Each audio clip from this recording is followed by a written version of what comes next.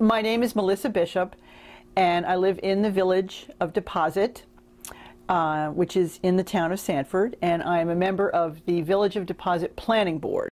My name is Susan Bishop, and I live in Deposit, New York, and I chose to be retired here. Many of the reasons that my sister and I moved here was to enjoy the incredible natural beauty of this area, the rivers, the streams, the mountains, the fields, the fishing, the forests, and we really feel that if fracking comes here, it will be right in the middle of our home. People really feel like they're fighting for their lives here, their way of life, the life they want for their children. They want clean air, clean water, a clean environment. And all of that is threatened. The town supervisor, Dewey Decker, is the organizer of a coalition of landowners who are very much in favor of fracking. Dewey is not only the organizer of this coalition, he is also the town supervisor. And as such, he wields a lot of power.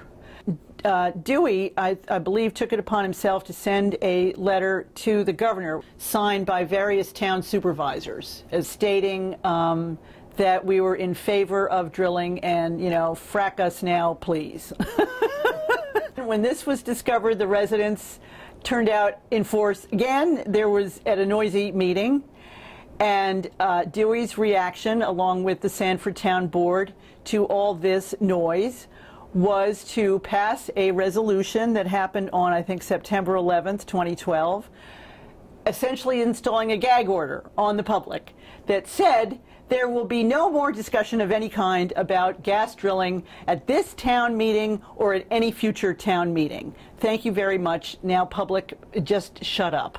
We're not discussing gas tonight. If you got We're not talking about gas. if you got something you want the board, write it down and give it to the clerk. That's the way this motion was made. The public participation is over. You're silencing us. You're putting a gag order on the public? I don't think that's democracy. People were angry, very angry. How dare you? That's not your place to do that. You do not tell a town to be silent. That someone could just come and say, okay, no more discussion at all, really galled a lot of people. And they knew, even if they didn't know if there was a right or wrong to the fracking discussion, they certainly knew that there was a right or wrong to the issue of free speech, and this was definitely wrong. At least there was some discourse before. Whether they agreed or whether they didn't agree, people were talking. Now, silence. They feel crushed. It's a very damaging thing.